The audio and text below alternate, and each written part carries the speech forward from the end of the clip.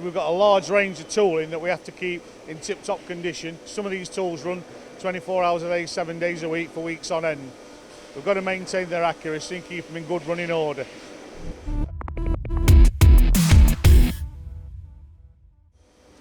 Strata Products make a wide range of plastic products, and as a result they've got a tool room, and you guys have got to maintain a load of plastic injection mould and die tools.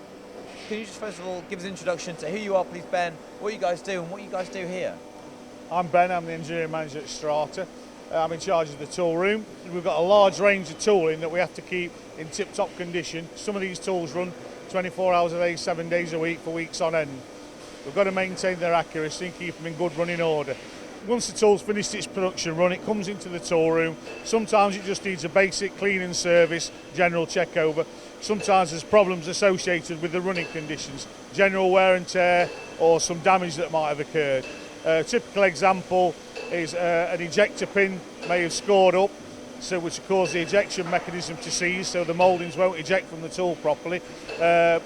Example of that recently, I've had to open up a reamed hole on the milling machine that we bought from Colchester to the next size pin from a 6 to a 6.5. I've also had a plant pot tool where the pins that make the holes in the bottom of the plant pot, they've got flattened and damaged, so I've had to make some new pins which I've made on the Colchester Triumph lathe. We've had 2 broken nozzles this week from the barrel on the machine that secrete the plastic into the back of the mould tool. Again, they've been made on the Colchester Triumph. We had a broken nozzle in the end cap on the machine, which was machined out on the Colchester Triumph. So you can see the machines are very useful to enable us to keep on top of the problems with the tooling. It's evident, it's obvious, it's a very demanding environment inside those injection molding machines that you have to keep fixing them day in, day out. Yeah. Now, can we dig a little bit deeper into the technical problems you've got? So, when you say the plant pot, the bottom of the plant pot mould was cracked. Yeah. What happens to it if it gets cracked? If it's cracked, then we'll decide whether we make a complete new insert for the tool, or more often than not, we'll have that laser welded up.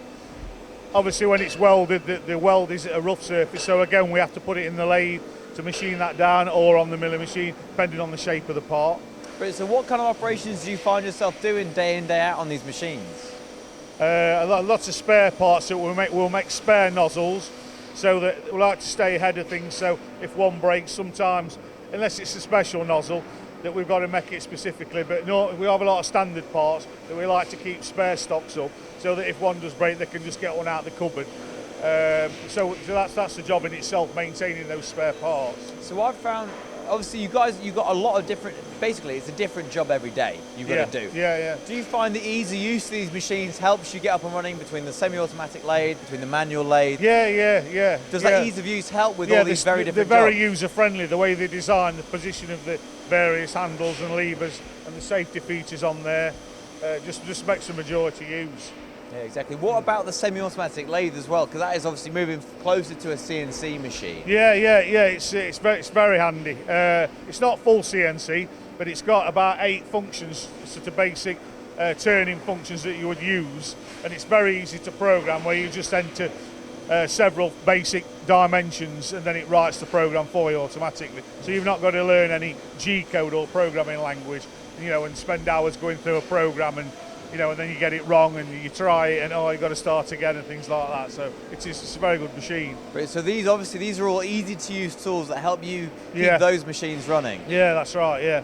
So if you need a good, sturdy, well-built machine tool that's easy to use to help support other operations that are critical to the business, check out Colchester Machine Tools. Thank you very much, Ben. Thank you.